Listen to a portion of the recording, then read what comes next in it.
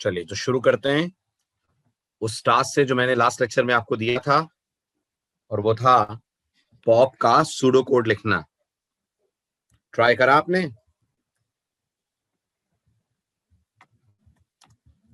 Very good. तो अब जो करा है उसे करिए आप, जो मैं लिख रहा हूं उसके साथ मैच, और बताइएगा क्या आपके और मेरे सूडो कोड्स में डिफरेंट है। और अगर कुछ नहीं है तो ठीक, बिल्कुल परफेक्ट है फिर आपका सूडो कोड। स्टेप नंबर 1, जैसे पुश का काम होता है स्टैक में डेटा डालने से पहले ये इंश्योर करना कि स्टैक में जगह है भी या नहीं, ऐसे पॉप का काम होता है स्टैक से डेटा निकालने से पहले ये इंश्योर करना कि स्टैक में डेटा है भी या नहीं। आ रही है बात समझ?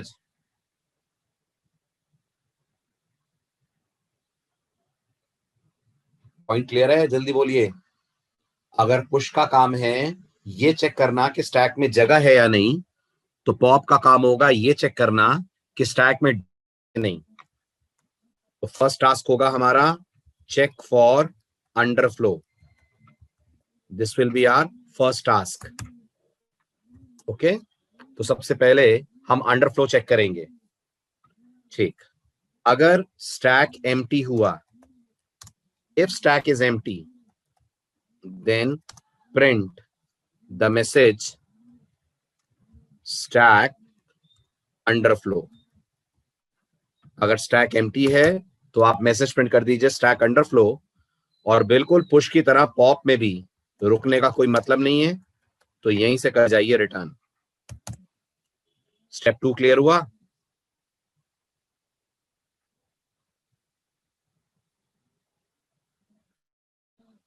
अब आ जाइए स्टेप 3 पे। अगर स्टेप 2 नहीं चला, इसका मतलब स्टैक में डेटा है। अगर स्टेप 2 पे लिखी गई इफ कंडीशन फॉल्स होती है, तो क्या हम इसका मतलब ये मान लें कि स्टैक में डेटा है? यस, स्टैक में डेटा है। अगर स्टैक में डेटा है तो आप उस डेटा को पॉप करें स्टैक से जिस डेटा को टॉस पॉइंट कर रहा है। So pop the element from the stack from the position pointed by tos. Stack का टॉप ऑफ स्टैक जिस इंडेक्स पे है उस इंडेक्स पे मौजूद डेटा को आपको करना है पॉप। ठीक, इसके बाद बताइए फोर्थ स्टेप क्या होगा? जल्दी बोलिए, स्टेप नंबर 4 क्या होगा? स्टेप नंबर 4 होगा टॉस को डिक्रीमेंट कर दीजिए बाय 1। बहुत जरूरी है ये करना। जब तक टॉस डिक्रीमेंट नहीं होगा तब तक ये पता नहीं चलेगा कि एलिमेंट डिलीट हुआ है। ठीक है, टॉस के डिक्रीमेंट होने का फायदा ये होगा कि जो नेक्स्ट एलिमेंट है वो अब टॉप एलिमेंट कहलाएगा। आ रहा है समझ? डिक्रीमेंट क्यों कर रहे हैं टॉस को? राइट। स्टेप नंबर 5 हमारा लास्ट स्टेप है, और वो है रिटर्न द डिलीटेड एलिमेंट। शायद ये स्टेप आपने ना लिखा हो या मिस कर गए हो, तो एक चीज अच्छे से आज से दिमाग में अपने फिक्स और लॉक कर लीजिए कि जब भी पॉप फंक्शन क्रिएट होता है, जब भी पॉप फंक्शन स्टैक से कुछ डिलीट करता है, रिमूव करता है, वो हमेशा डिलीटेड वैल्यू को रिटर्न करता है। क्यों? ताकि मेन उस डिलीटेड वैल्यू पे कोई ऑपरेशन परफॉर्म कर पाए। अभी के लिए वो ऑपरेशन सिर्फ प्रिंट करना है। अभी के लिए पॉप से आने वाली वैल्यू को मेन सिर्फ स्क्रीन पे डिस्प्ले करेगा, बट जैसे जैसे आप आने वाले लेक्चर्स में और एडवांस्ड एप्लीकेशन स्टैक की देखेंगे तो वहां आपको पता चलेगा कि पॉप जो वैल्यू रिटर्न करता है मेन उस वैल्यू को ऑपरेशंस में यूज करता है। So make it a point, pop की कभी भी रिटर्न टाइप वॉइड नहीं रखते हैं। पॉप की रिटर्न टाइप हमेशा नॉन वॉइड होती है, और वो वैसी वैल्यू रिटर्न करता है जैसी वैल्यू उसने पॉप की है स्टैक से। बिल्कुल नेहा, पॉप हमेशा वैल्यू रिटर्न करेगा, और पुश कभी रिटर्न नहीं करेगा। पुश की रिटर्न टाइप हमेशा वॉइड रखी जाती है, पॉप की रिटर्न टाइप हमेशा नॉन वॉइड रखी जाती है। आई बात समझ? पॉइंट क्लियर हुआ? चलिए अब आते हैं सबसे इंपॉर्टेंट पार्ट पे। अब आज हम करेंगे डेटा स्ट्रक्चर में स्टैक को actually implement using C programming language. पिछले 3 दिन से आप स्टैक के बारे में चीजें सुन रहे हैं, समझ रहे हैं। Now today is the actual day जब आप स्टैक को इंप्लीमेंट करेंगे, राइट। और इस बार हम स्टैक को इंप्लीमेंट करेंगे यूजिंग फंक्शंस। याद रखिएगा, लास्ट लेक्चर में मैंने आपको हिंट दे दिया था कि सारा काम मेन नहीं करेगा, मेन स्टैक बनाएगा, लेकिन पुश पॉप करने का काम मेन का नहीं होगा। स्टैक में डेटा पुश करना और स्टैक से डेटा निकालना, ये 2 फंक्शंस का काम होगा जिन्हें हम बुलाएंगे by the name of push and pop. आ रही है बात समझ? ठीक है, तो सबसे पहले हम स्टार्ट करते हैं स्टैक के डिक्लेरेशन के साथ। So our very first step will be struct stack. Stack का डिक्लेरेशन होगा। इनसाइड द स्ट्रक्चर हम लेंगे एक array which will be of size 5 जैसा लास्ट लेक्चर में डिस्कस हुआ था, और एक टॉस। याद करके बताया, इतना तो लास्ट लेक्चर में पढ़ लिया था आपने, क्योंकि स्टैक एरे और टॉस का कॉम्बिनेशन है, 2 चीजों से मिलकर बना है। तो डेटा स्ट्रक्चर या सी लैंग्वेज के प्रिंसिपल्स के अनुसार स्टैक को इंप्लीमेंट करने के लिए, रिप्रेजेंट करने के लिए आप हमेशा यूज करेंगे स्ट्रक्चर, जो आपको अलाउ कर रहा है कि आप एरे और टॉस दोनों को एक साथ रख सके। चलूं आगे, अगले पॉइंट पे आऊं। ठीक है, अब मेन में आकर हम स्टैक का वेरिएबल बनाते हैं। वो भी लास्ट लेक्चर की तरह बनेगा, स्ट्रक्ट स्टैक एस। ये हमारा स्टैक का वेरिएबल बन गया। ठीक है, इतना भी आपको समझ में आ रहा होगा कि हम इस टॉस को मेन में ही इनिशियलाइज करेंगे विद -1। ठीक है, क्लियर है? मेन की 2 लाइन है। ठीक, अब हमें कुछ भी ऑपरेशन करने से पहले पुश और पॉप फंक्शंस की जरूरत पड़ेगी। पुश और पॉप फंक्शन की जरूरत। सी में आपने फंक्शंस पढ़े, सी लैंग्वेज में आपने यूजर डिफाइंड फंक्शंस टॉपिक पढ़ा है, अपने खुद के फंक्शंस बनाए। तो क्या करते हैं, सबसे पहले फंक्शन बनाते हैं। तो पहला स्टेप क्या होता है? फंक्शन बनाने का पहला स्टेप क्या होता है? वेरी गुड, फंक्शन को डिक्लेयर करा जाता है। ओके, तो इससे पहले कि मैं पुश पॉप का डिक्लेरेशन आपको बताऊं, कुछ बातें बहुत इंपॉर्टेंटली हम डिस्कस करें, तभी समझ में आएगा पुश पॉप को हम डिक्लेयर कैसे करेंगे, क्या सिंटेक्स होगा।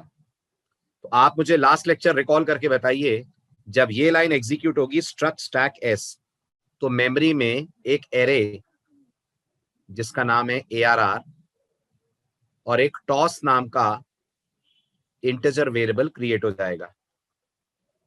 हाँ के ना? बोलिए जल्दी बोलिए। इतना लास्ट लेक्चर में पढ़ा था आपने। ये एरे और टॉस दोनों, गौर कीजिएगा, ये दोनों हमारे स्ट्रक्चर के एस वेरिएबल के अंदर होंगे। They both will be a part of the variable S. फिर आपने टॉस को कर दिया है -1। अभी बताइए, पुश का काम है स्टैक में एलिमेंट पुश करना, एलिमेंट स्टोर करना। तो क्या हमें पुश को ये स्टैक पास करना पड़ेगा एज आर्ग्यूमेंट कि नहीं करना पड़ेगा? क्या हमें पुश को ये stack as an argument pass करना पड़ेगा कि नहीं करना पड़ेगा? जल्दी जल्दी बोलिए। अगर प्रोग्रामिंग के बेसिक्स क्लियर हैं तो बताइए, पुश को ये स्टैक एज एन आर्गुमेंट पास करना पड़ेगा कि नहीं करना पड़ेगा? करना पड़ेगा, क्योंकि स्टैक मेन का वेरिएबल है। पुश को जब तक एज एन आर्गुमेंट पास नहीं करेंगे, उस स्टैक को एक्सेस कैसे करेगा, राइट? जब भी आप फंक्शन में कोई वैल्यू यूज करना चाहते हैं मेन की, तो उस वैल्यू को एज एन आर्गुमेंट पास करते हैं, हाँ या ना? करते हैं। तो एक बात तो तय है कि जो हम पुश डिक्लेयर कर रहे हैं, उस पुश के डिक्लेरेशन में स्टैक एज एन आर्गुमेंट पास करा जाएगा। मैंने आपको पहले ही कहा, पुश की रिटर्न टाइप वॉइड होगी, नाम होगा पुश। अब बात आती है आर्गुमेंट टाइप क्या होगी। तो हमने डिसाइड करा हम स्टैक पास करेंगे। तो जब भी हम कोई फंक्शन डिक्लेयर करते हैं, पैरेंथेसिस के अंदर क्या लिखते हैं? जब भी हम कोई फंक्शन डिक्लेयर करते हैं, तो जरा सोच के बताइए, पैरेंथेसिस के अंदर हम क्या लिखते हैं? वेरी गुड, आर्ग्यूमेंट की डेटा टाइप लिखते हैं, आर्गुमेंट नहीं लिखते हैं। आर्ग्यूमेंट की डेटा टाइप लिखते हैं। जिस तरीके का आर्गुमेंट पास करेंगे उसकी डेटा टाइप मेंशन करते हैं। हाँ या ना? करते हैं ना? हमने क्या पास करना डिसाइड करा है? हमने क्या पास करना डिसाइड करा है? क्या पास करेंगे हम? एस पास करेंगे। वेरी गुड, एस पास करेंगे। एस की डेटा टाइप क्या है? ये जो एस पास करने की बात हो रही है इसकी डेटा टाइप क्या है? अंबर को लग रहा है एस की डेटा टाइप इंटीजर है। वेरी गुड अंबर, कैसे पता अंबर आपको कि एस इंटीजर है? क्या एस के आगे मैंने इंट एस लिखा हुआ है? एस के पहले मैंने इंट लिखा हुआ है। Very good. एस की डेटा टाइप स्ट्रक्ट स्टैक है। खाली स्टैक ही नहीं है, एस की डेटा टाइप स्ट्रक्ट स्टैक है। समझ आ रहा है? आ रहा है? तो यहां आर्गुमेंट टाइप में आ जाएगा स्ट्रक्ट स्टैक। अब सबसे इंपॉर्टेंट बात बताने जा रहा हूं, बहुत ही ध्यान से मेरी बात सुनना, बहुत ही ध्यान से। अगर आपने सी प्रोग्रामिंग करी है तो आपने सुना होगा जब आर्गुमेंट पास करने की बारी आती है सी में, तो प्रोग्रामर के पास दो चॉइस होती हैं। एक का नाम होता है पास बाय वैल्यू और एक का नाम होता है पास बाय रेफरेंस। सुना है?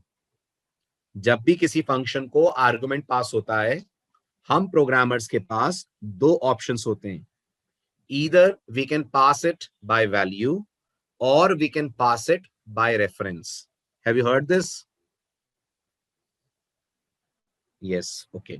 अब बताइए, पास बाय वैल्यू और पास बाय रेफरेंस, इनमें क्या डिफरेंस होता है? एज अ प्रोग्राम कब आप पास बाय वैल्यू लेते हैं और कब आप पास बाय रेफरेंस लेते हैं? जवाब दीजिए जरा। कैसे डिसाइड करते हैं as a programmer pass by value होगा या ये पास बाय रेफरेंस होगा? एक बेसिक सा प्रिंसिपल प्रोग्रामिंग में क्या पढ़ा है आपने, बताएं। सी पढ़ी है आपने तो जरूर सुना होगा। कैसे डिसाइड करते हैं हम कि आर्गुमेंट बाय वैल्यू जाएगा कि बाय रेफरेंस जाएगा?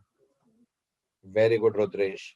जब भी हमें ऐसा लगता है कि जो आर्गुमेंट हम फंक्शन में पास कर रहे हैं, फंक्शन में जाकर उस आर्गुमेंट में हम चेंजेस करेंगे, मैनिपुलेशंस करेंगे, तो हमें करना पड़ता है पास by reference.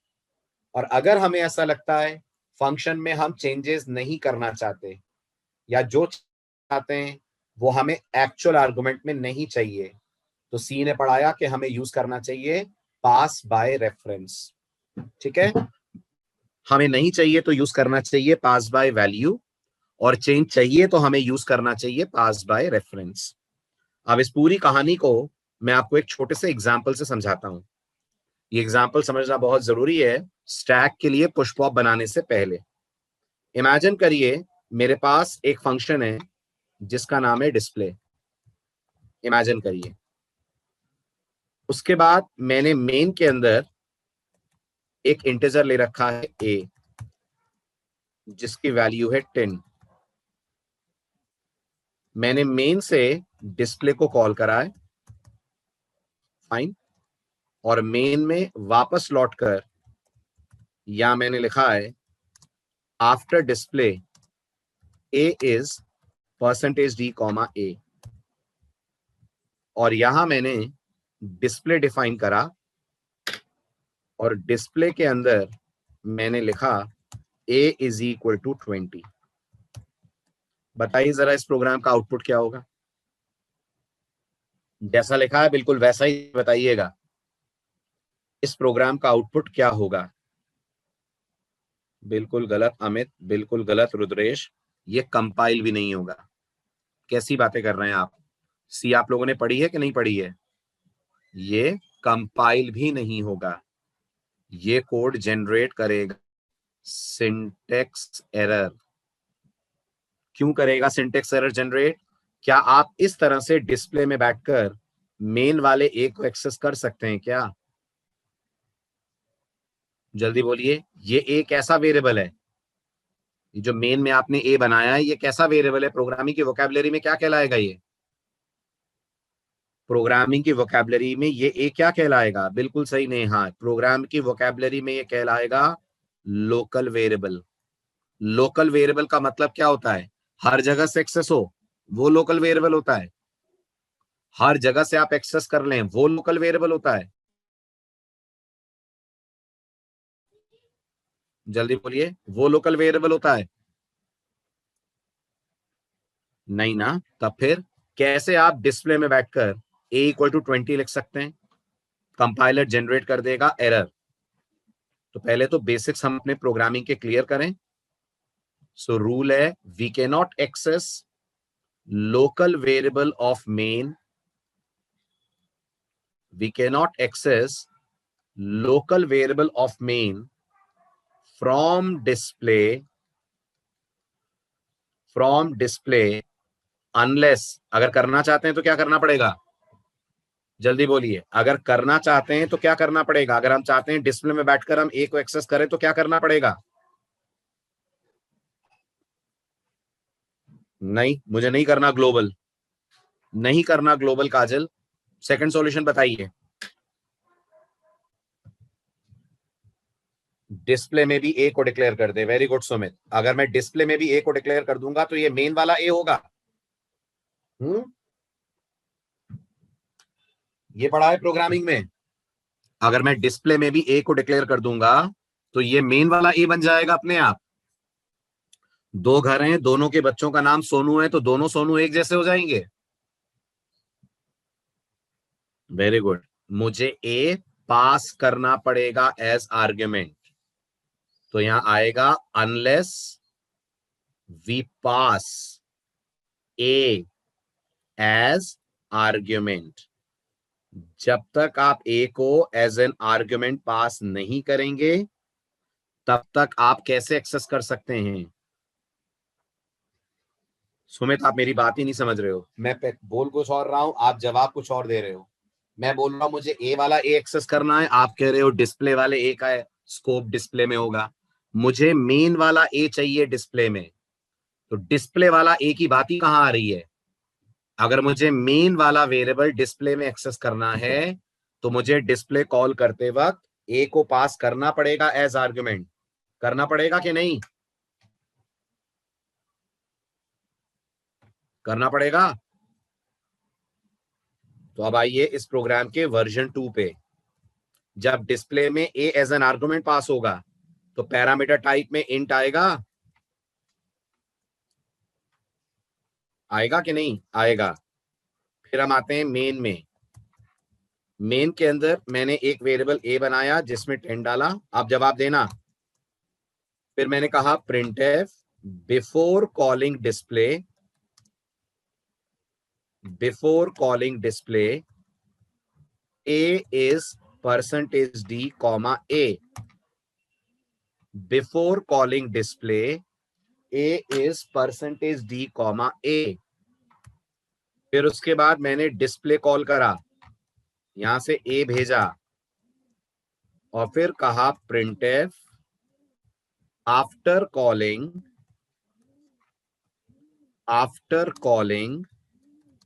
Display a is percentage d comma a. और ये है डिस्प्ले। डिस्प्ले के पैरामीटर में मैंने एक इंटीजर लिया बी और यहां कहा मैंने b इज इक्वल टू 20। ठीक, अब क्या ये प्रोग्राम कंपाइल और रन होगा? जल्दी बोलिए, क्या अब ये प्रोग्राम कंपाइल और रन होगा? यस और नो? बिल्कुल होगा, 100% होगा। ठीक है, अब इसका आउटपुट बताइए। दोनों प्रिंटफ्स क्या आउटपुट देंगे? कॉल से पहले ए कितना दिखेगा, कॉल के बाद ए कितना दिखेगा? वेरी गुड, दोनों ही सूरतों में ए 10 दिखेगा। ठीक है, ऐसा क्यों हुआ, ऐसा किस लिए हुआ, उसका कारण समझें। जब मेन में आपने इंट ए इक्वल टू 10 कहा तो दिमाग कंपाइलर ने मेन के मेमोरी एरिया में, हर फंक्शन का अपना एरिया होता है रैम में, याद रखिएगा। इस बारे में और डिटेल में समझाऊंगा मैं आपको स्टैक पढ़ाने के बाद, बट अभी शॉर्ट में सुन लीजिए। हर फंक्शन का मेमोरी में अपना एक एरिया होता है, एक जगह होती है। तो मेन के मेमोरी एरिया में ए नाम का एक वेरिएबल बनेगा जिसमें 10 आएगा। मान लेते हैं ए का मेमोरी एड्रेस अपने आप में 3000 है। अब मुझे बताइए, जब आपने कॉल करा डिस्प्ले ए तो कंपाइलर ने क्या पास करा ए की जगह? क्या ए की लोकेशन पास करी या कंपाइलर ने ए की वैल्यू पास करी? फटाफट जवाब दें। ए की लोकेशन पास करी या ए की वैल्यू पास करी? वेरी गुड, ए की वैल्यू पास करी, राइट। कंपाइलर ने 10 पास करा जो ए की वैल्यू है, और यही कारण है कि इस कॉल को क्या बोलते हैं? इस कॉल को हम बोलते हैं प्रोग्रामिंग वर्ल्ड में कॉल या पास बाय वैल्यू। ये जो कॉल आप देख रहे हैं ये कहलाता है कॉल बाय वैल्यू या पास बाय वैल्यू। अब ये जो 10 आपने पास करा है डिस्प्ले को, ये डिस्प्ले ने किस में रिसीव करा? जल्दी जल्दी जवाब दें, ये डिस्प्ले ने किस में रिसीव करा? वेरी गुड, ये डिस्प्ले ने बी में रिसीव करा। तो अगर मैं फिर से डायग्राम बना के दिखाऊं तो ये हमारा डिस्प्ले फंक्शन बना, डिस्प्ले फंक्शन के अंदर एक बी नाम का वेरिएबल बना, और ये 10 जो मेन के ए में था वो 10 फंक्शन कॉल के कारण इस बी में आकर कॉपी हो गया। क्या ये बी और वो ए मेमोरी में सेम एड्रेस पे होंगे? क्या ये बी और वो ए मेमोरी में सेम एड्रेस पे होंगे? बिल्कुल नहीं, एब्सोल्युटली नो। दोनों का मेमोरी एड्रेस बिल्कुल अलग अलग होगा। ठीक, इनकी वैल्यू सेम होंगी but they will have different addresses. Okay, और ये ऐसा इसलिए हो रहा है क्योंकि मैंने नाम बी दिया है। कंपाइलर एड्रेस चेंज इसलिए कर रहा है क्योंकि नाम बी रखा है मैंने। अगर मैं बी की जगह ए ही नाम देता तो एड्रेस सेम होता? नहीं, बिल्कुल नहीं। अगर मैं नाम ए भी रखता अब भी दोनों ए का एड्रेस डिफरेंट होता। एक्चुअल आर्गुमेंट और फॉर्मल आर्गुमेंट कभी सेम एड्रेस पे लोकेट नहीं होते हैं। आई रिपीट, एक्चुअल आर्गुमेंट और फॉर्मल आर्गुमेंट कभी सेम एड्रेस पे लोकेट नहीं होते हैं। या एक्चुअल आर्गुमेंट किसको बुला रहे हैं? फटाफट जवाब दीजिए, एक्चुअल आर्गुमेंट किसको बोल रहे हैं? गुड, ये जो ए आप देख रहे हैं ये प्रोग्रामिंग में कहलाता है एक्चुअल आर्गुमेंट। ये जो बी आप देख रहे हैं ये प्रोग्रामिंग में कहलाता है फॉर्मल आर्ग्यूमेंट। और एक्चुअल और फॉर्मल आर्ग्यूमेंट का एड्रेस कभी भी सेम नहीं होता है। वैल्यू सेम होगी लेकिन एड्रेस डिफरेंट होगा। तो मान लेते हैं बी का मेमोरी एड्रेस 4000 है। अब जब मैंने कहा b इज इक्वल टू 20, तो ये 20 क्या ए और बी दोनों में गया?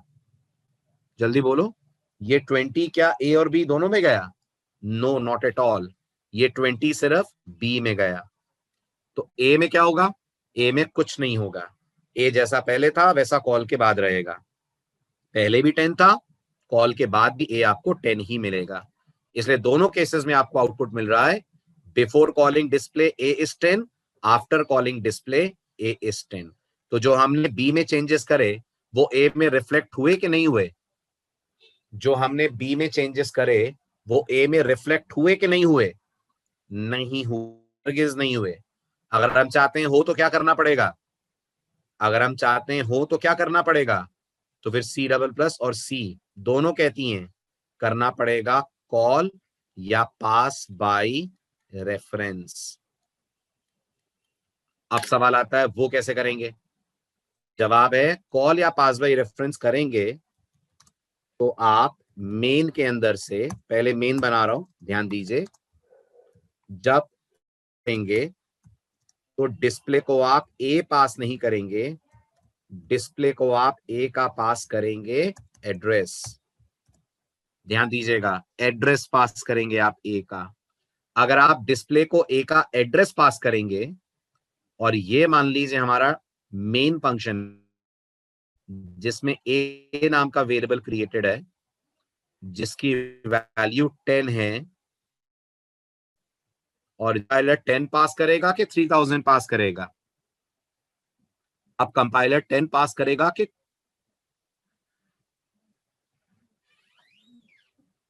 वेरी गुड, अब कंपाइलर 3000 पास करेगा। 3000 वैल्यू है कि एड्रेस है? 3000 वैल्यू है कि एड्रेस है? एड्रेस है। एड्रेसेस कौन रखते हैं सी लैंग्वेज में? एड्रेसेस कौन रखते हैं सी लैंग्वेज में? एड्रेसेस रखने का काम करते हैं पॉइंटर्स। मतलब जब आप डिस्प्ले को डिक्लेयर करेंगे अब आपको उसका आर्गुमेंट टाइप इंट नहीं इंट स्टार लेना पड़ेगा। लेना पड़ेगा इंट स्टार, क्योंकि इसे एक पॉइंटर ही रिसीव करेगा ना जो एड्रेस आप भेज रहे हैं। फाइन। तो अब अगर हम लोग मेन में लिखें पिछले कोड की तरह, print f before calling display comma a is percentage d comma a, और इसके बाद फिर हम लोग डिस्प्ले का कॉल दें, और डिस्प्ले के कॉल के बाद फिर से एक प्रिंट एफ लिखें, print f backslash n after calling display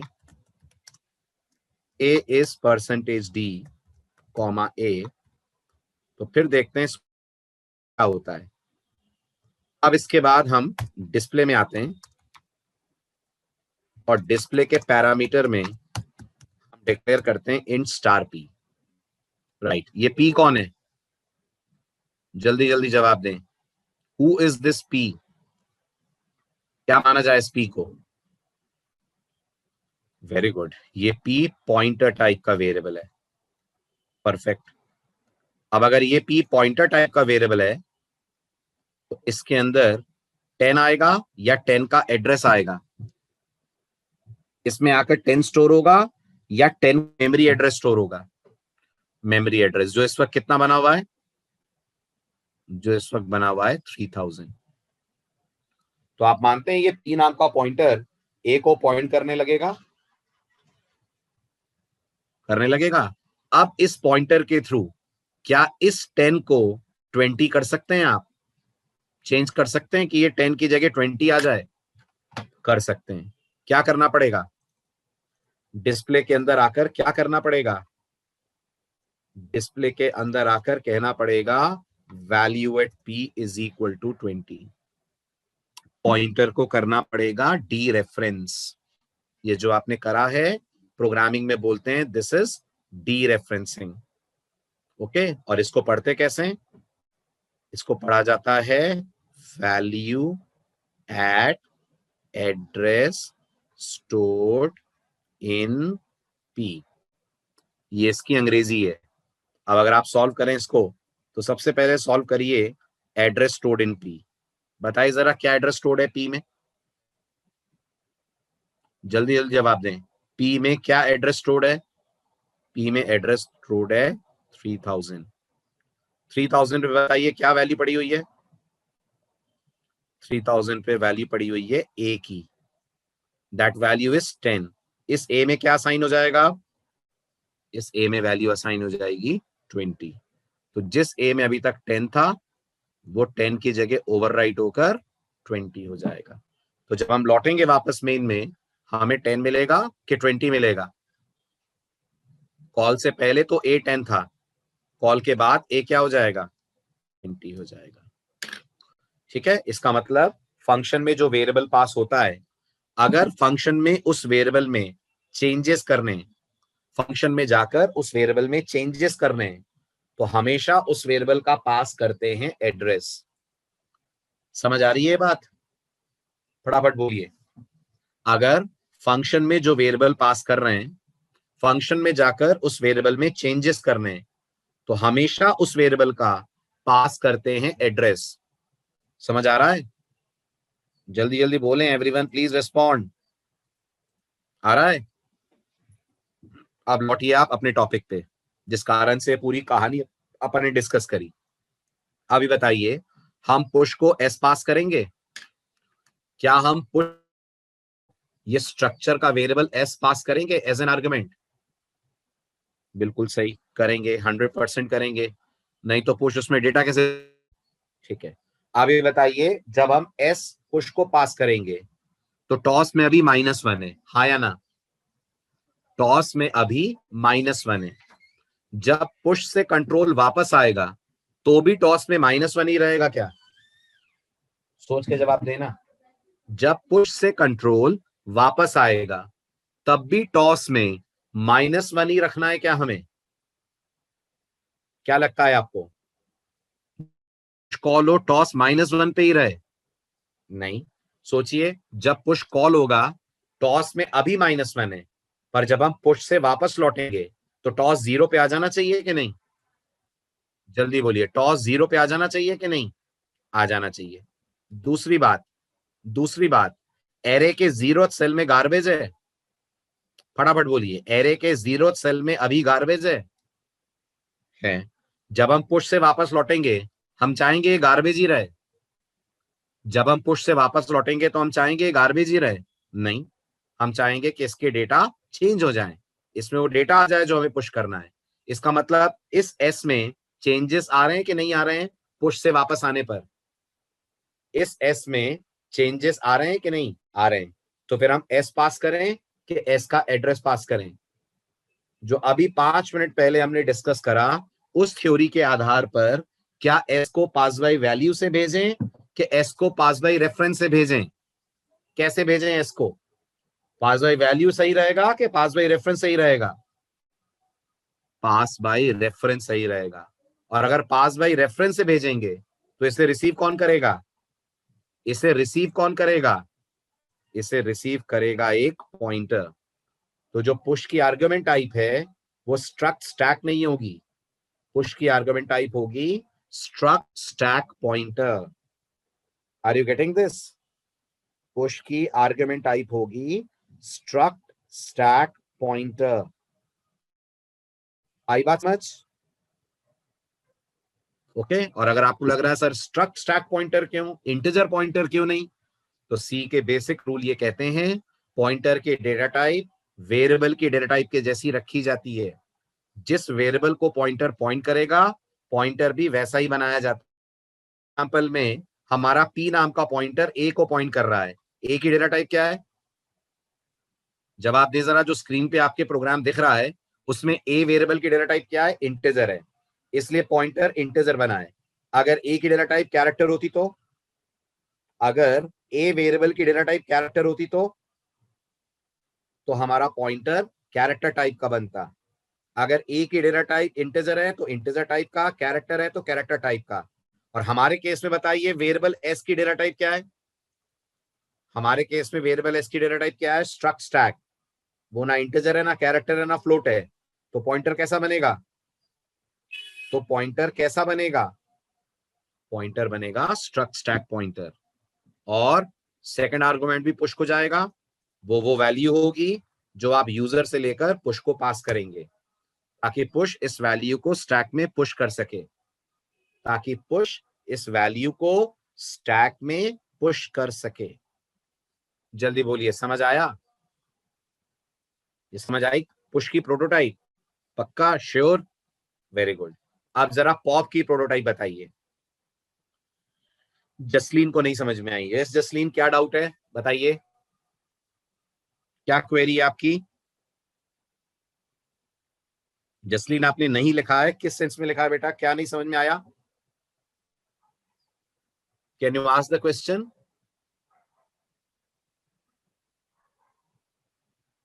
struct pointer क्यों बनाया है? सी पढ़ी है जन आपने? नहीं पढ़ी है? सी पढ़ी है?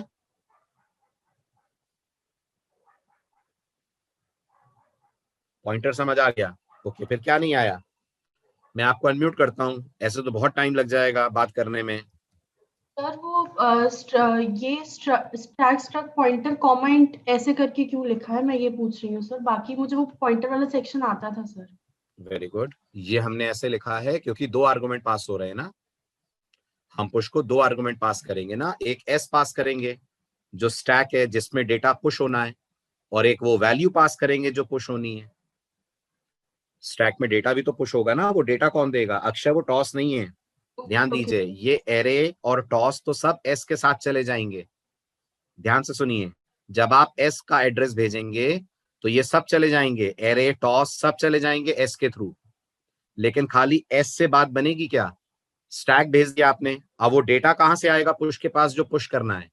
वो डेटा भी तो पास करना पड़ेगा ना हमें, वो डेटा सेकंड आर्गुमेंट है। ओके जसलीन, क्लियर हुआ? बिल्कुल सही विशाल, इंट वो वैल्यू है जो हमें स्टैक में स्टोर करनी है।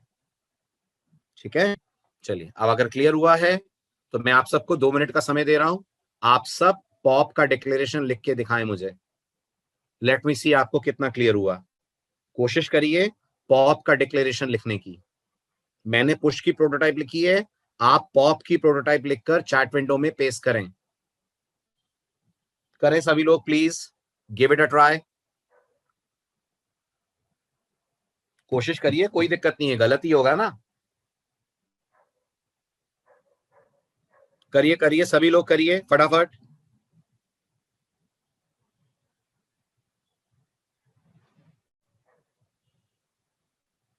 विशाल, पॉप की प्रोटोटाइप मांग रहा हूं, स्ट्रक्चर का डिक्लेरेशन थोड़ी मांग रहा हूं। पॉप फंक्शन की प्रोटोटाइप, पॉप फंक्शन का डिक्लेरेशन लिखिए, and I want answer from everyone.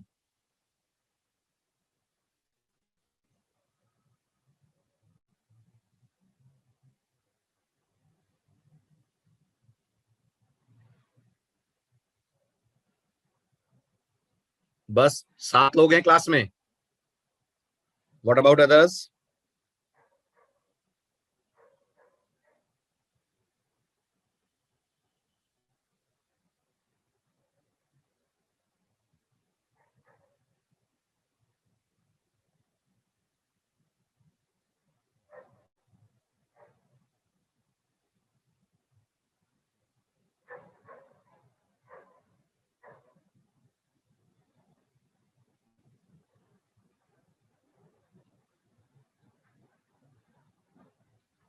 Very good. Abhijit, मैं आपको अभी बताता हूं, जस्ट वेट फॉर, मैं आपकी क्वेरी सॉल्व करता हूं, बाकी लोगों से पहले बात कर लूं। बिल्कुल ठीक लिखा है मैक्सिमम लोगों ने। जैसा मैंने लेक्चर की शुरुआत में कहा था, पॉप हमेशा स्टैक की वैल्यू रिटर्न करेगा। अब मुझे बताइए, पॉप स्टैक ही रिटर्न कर देगा कि स्टैक की वैल्यू रिटर्न करेगा? जरा ये बताएं, पॉप पूरा स्टैक रिटर्न करेगा कि स्टैक की वैल्यू रिटर्न करेगा? स्टैक की वैल्यू रिटर्न करेगा ना।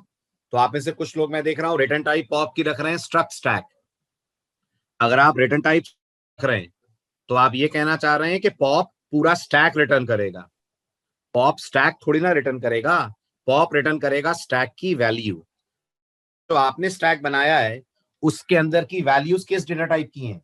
एरे किस डेटा टाइप का है आपके स्टैक के अंदर का?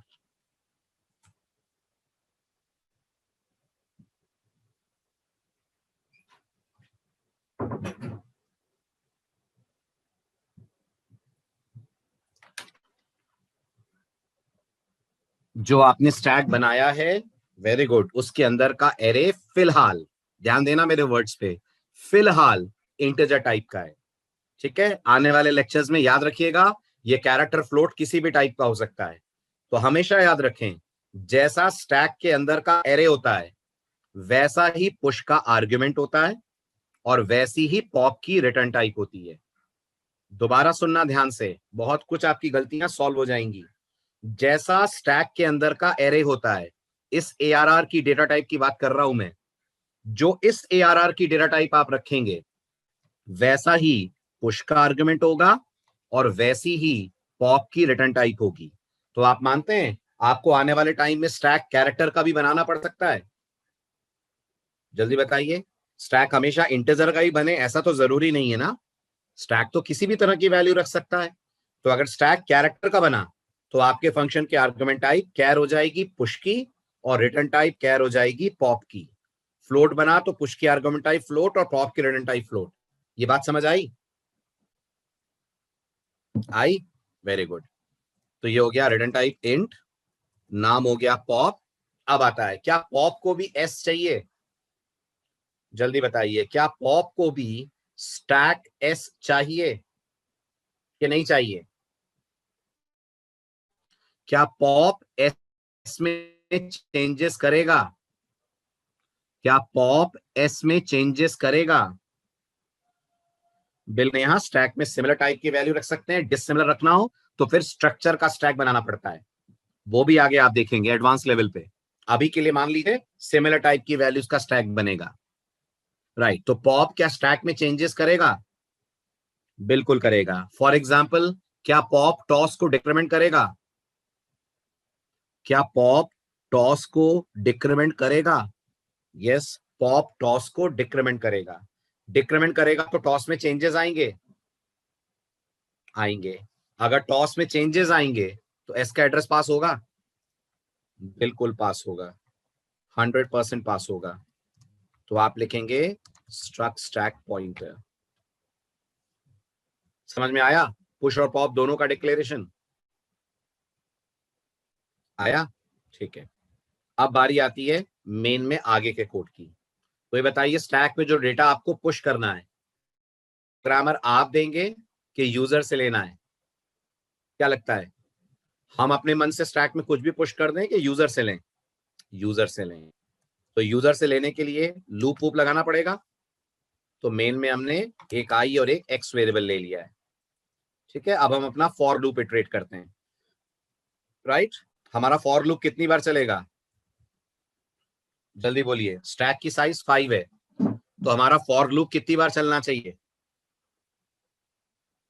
हमारा फॉर लूप चलाएंगे हम 6 टाइम्स। क्यों 6 टाइम्स क्यों चलाएंगे? सोचिए जरा।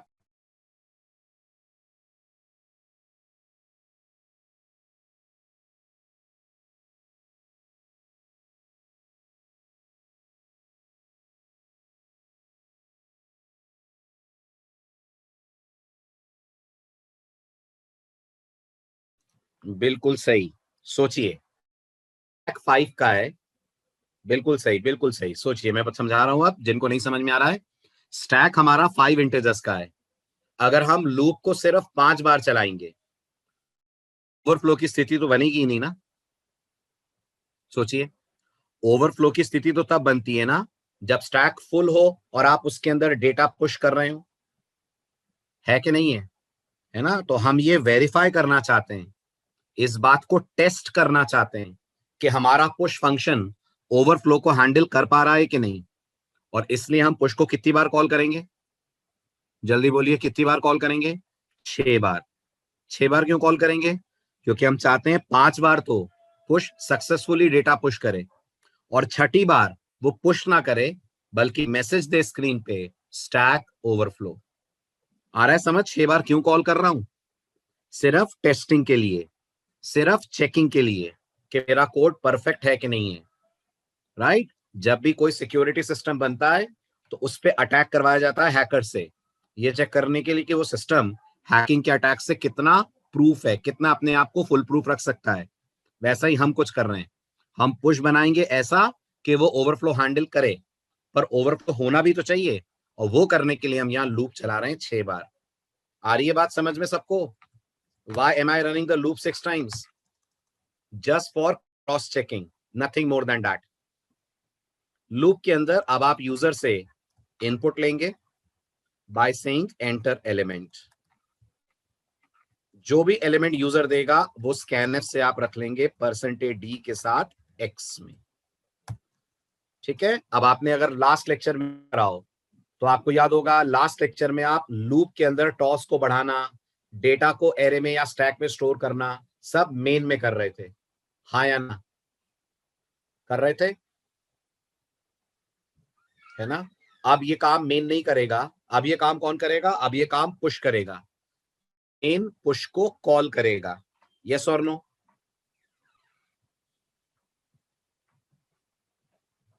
मेन पुश को कॉल करेगा, हाँ या ना? करेगा।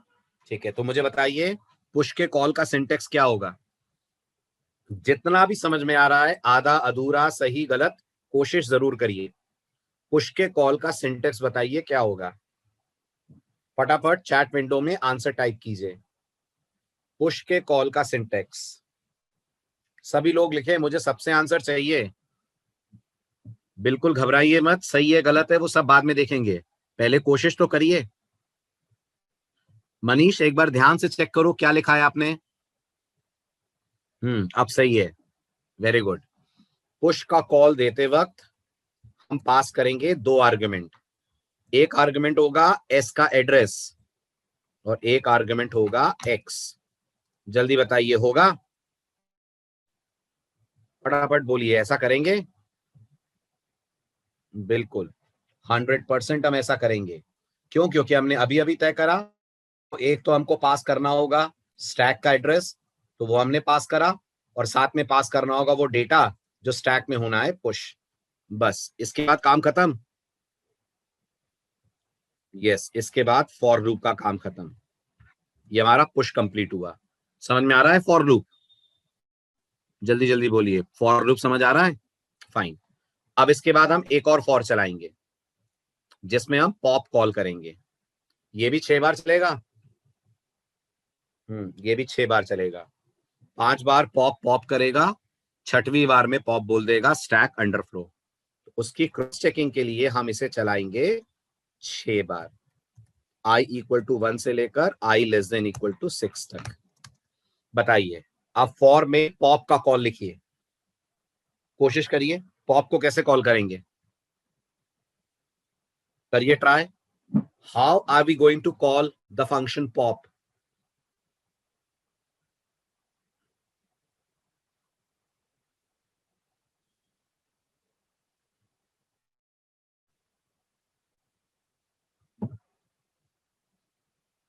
बोले बोले, सभी लोग बोले please. Why others are not responding? 4-5 बच्चे जवाब क्यों दे रहे हैं?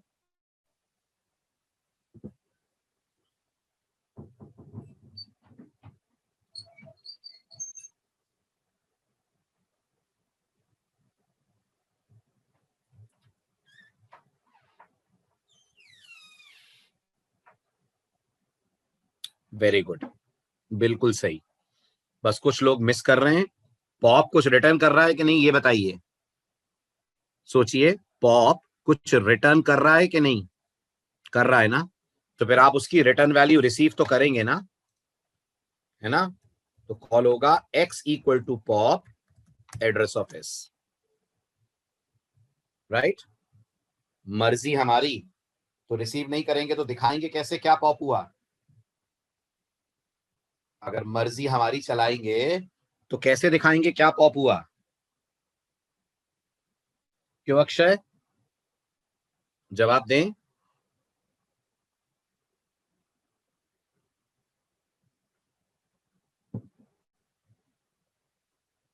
तो कैसे मालूम चलेगा कि पॉप हो गया? कैसे मालूम चलेगा कि पॉप हुआ?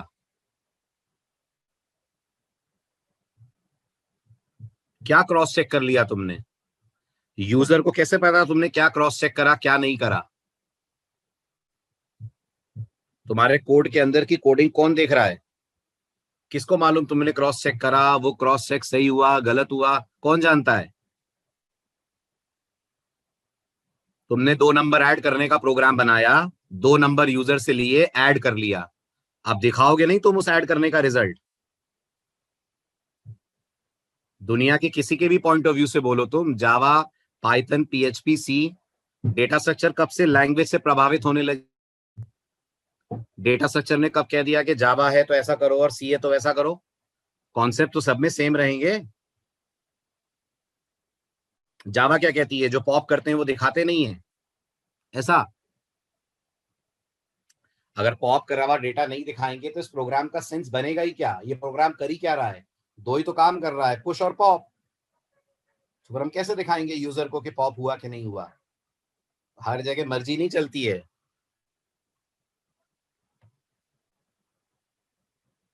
ब्लैंक स्क्रीन रहेगी तो वो कैसे मानेगा? कल को यूजर बोल देगा मर्जी मेरी, तुम्हारा सॉफ्टवेयर यूज नहीं करना मुझे। कंपनी बोल देगी मर्जी मेरी, रखना ही नहीं मुझे तुम्हें। सब मर्जी चलाने लगे तो हो गया कैरियर का सत्यानाश। सोच समझ के लॉजिक के हिसाब से जवाब देते हैं बेटा। मर्जी हमारी, कि कहां से सीख के आए हो?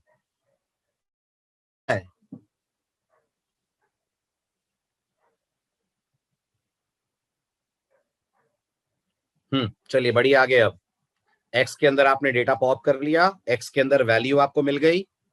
अब होगा आपका नेक्स्ट स्टेप, इस पॉप्ड वैल्यू को स्क्रीन के ऊपर डिस्प्ले करना।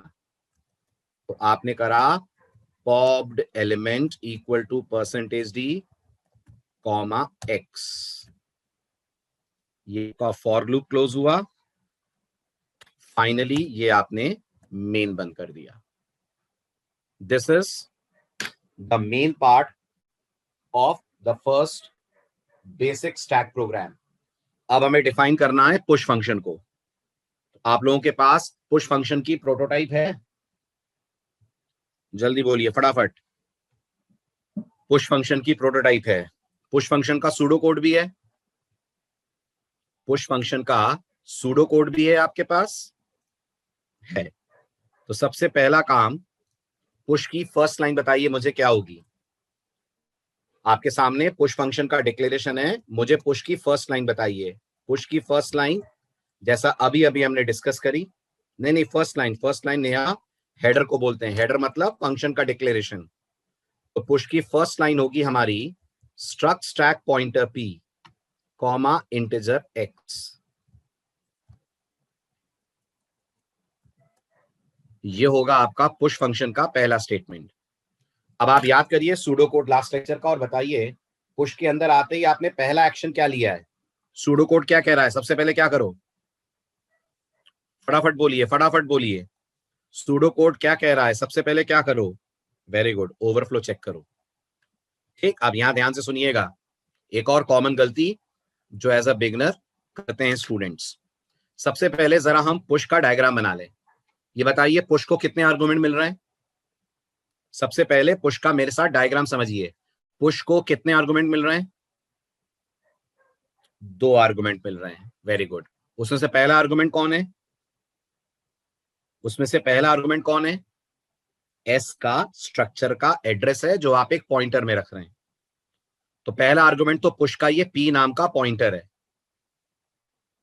ओके, मान लीजिए इस एस का मेमोरी एड्रेस 2000 है, सपोज करिए। तो इस पी में क्या आएगा आप बताएं, ARR आएगा, टॉस आएगा, या एस का एड्रेस 2000 आएगा। क्या लग रहा है आपको, पी में क्या आकर स्टोर होगा, ऑब्वियस एड्रेस ही स्टोर होगा। तो ये जो पी नाम का पॉइंटर है, ध्यान से देखिएगा, ये किसको पॉइंट करेगा, ये पॉइंट करेगा इस स्ट्रक्चर वेरिएबल एस को। ठीक है, और ये एक्स में क्या आएगा बताइए, जल्दी बोलिए, एक्स में क्या आएगा।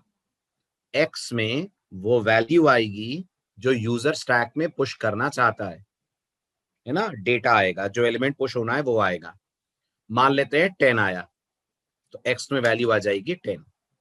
ठीक है, अब मुझे बताइए स्टैक को ओवरफ्लो कब मानेंगे हम, हमें कैसे पता चलेगा कि अब स्टैक में डेटा रखने की कैपेसिटी नहीं है, भर गया है स्टैक।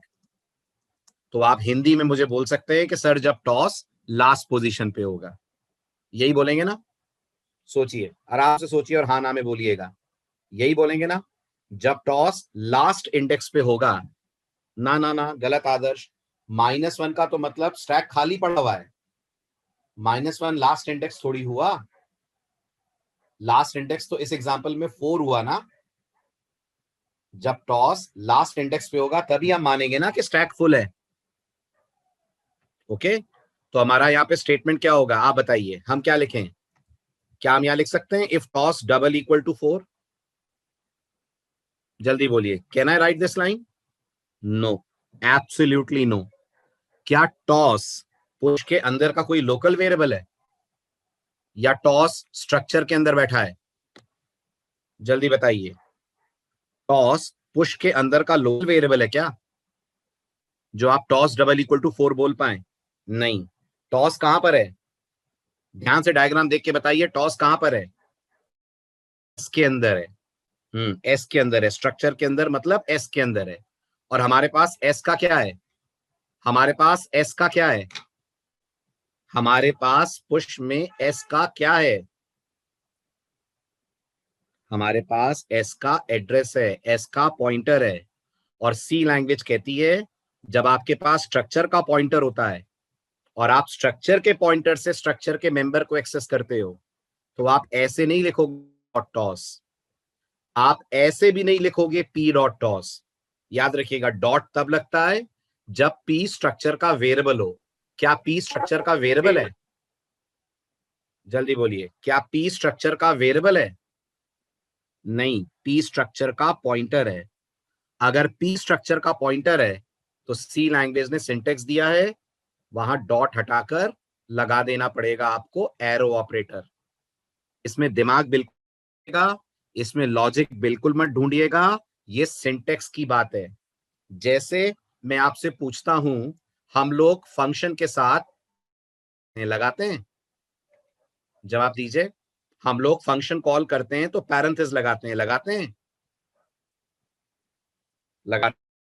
और जब हम लोग एरे बनाते हैं,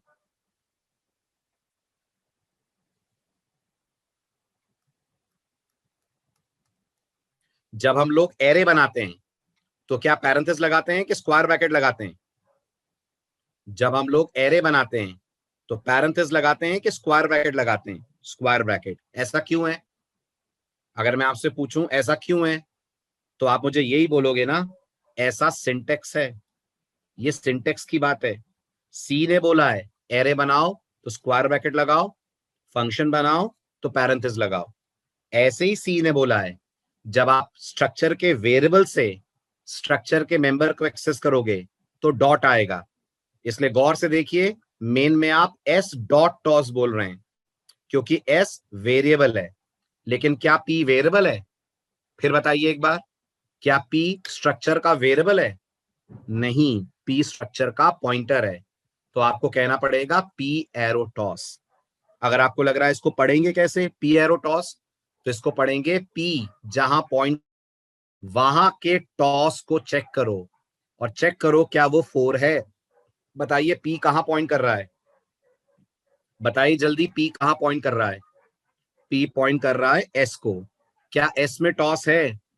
हाँ, एस में टॉस है। अभी उस टॉस में कितना है? अभी उस अभी उस टॉस में -1 है, अभी तो 4 नहीं है। लेकिन अगर होगा तो कंट्रोल एफ में चला जाएगा और हम लोग यहां मैसेज डाल देंगे स्टैक ओवरफ्लो। और इसके बाद यहीं से इमीडिएटली, गौर करिए सूडो कोड में लिखा था आपने रिटर्न, तो यहीं से कर जाएंगे अपन रिटर्न। ठीक है, अब मुझे बताइए अगर इस इफ में हम नहीं जाते हैं तो सूडो कोड ने क्या करने को कहा? अगर इस इफ में हम लोग नहीं जाते हैं तो सूडो कोड ने हमें क्या करने को कहा? जल्दी जल्दी बोलिए, अगर इस इफ में नहीं गए तो सूडो कोड ने हमें क्या करने को कहा है? ना, सूडो कोड बोलता है टॉस बढ़ाओ। सूडो कोड कहता है टॉस बढ़ाओ। कितने से बढ़ाओ? कितने से बढ़ाओ? 1 से बढ़ाओ। तो क्या मैं लिख दूं tos equal to tos plus 1? क्या ये लाइन लिखना सही रहेगा, tos equal to tos plus 1? बिल्कुल गलत। ये लाइन लिखी जाएगी P arrow tos equal to P arrow tos plus 1। ये बार बार पी एरो क्यों आ रहा है? ये बार बार पी एरो क्यों आ रहा है? क्योंकि पी के ही थ्रू आप स्टैक के एड्रेस तक पहुंचे हैं और उसी के थ्रू फिर आप पहुंचेंगे एआरआर और टॉस तक, इसलिए पी एरो टॉस। ठीक है, इससे क्या होगा? P arrow tos equal to P arrow tos 1 से क्या होगा? P arrow tos equal to P arrow tos plus 1 से क्या होगा? टॉस में से -1 हटेगा और क्या आ जाएगा टॉस में? टॉस में 0 आ जाएगा और टॉस 0th इंडेक्स को रखेगा, टॉस की वैल्यू बढ़ेगी। अब जहां टॉस है वहां मुझे डेटा स्टोर करना है। ठीक, तो मैं क्या लिखूंगा? जल्दी बोलिए, क्या मैं ऐसे लिख दूं A R R tos equal to X? Valid है ये? बताइए, A R R tos equal to X, can I write this? गलत, फिर प्रॉब्लम आ जाएगी। ए आर आर पी के अंदर है, तो बोलिए P arrow A R R P arrow tos equal to X. और फिर लास्ट में कि पता लगे आपका काम सक्सेसफुली हो गया है, लिख देंगे हम पुश्ड %d, x। तो क्या लिखा हुआ पुश होगा? तो अगर ये कोड का फ्लो समझ आ रहा है तो 10 पुश होने पर क्या लिखा हुआ आएगा? लिखा हुआ आएगा पुश्ड 10 आएगा। ठीक है, फिर इसके बाद कंपाइलर वापस मेन के फॉर लूप में आ जाएगा। जल्दी बोलिए, फिर कंपाइलर मेन के फॉर लूप में आएगा? आएगा। आई बढ़ेगा? बढ़ेगा। जो आई 1 था वो 1 से बढ़कर 2 हो जाएगा। फिर यूजर आपको सेकंड एलिमेंट देगा, मान लीजिए वो 20 है, फिर से पी पॉइंटर, आपकी बार एक्स में 20 आएगा, राइट? स्टैक में 10 जा चुका है।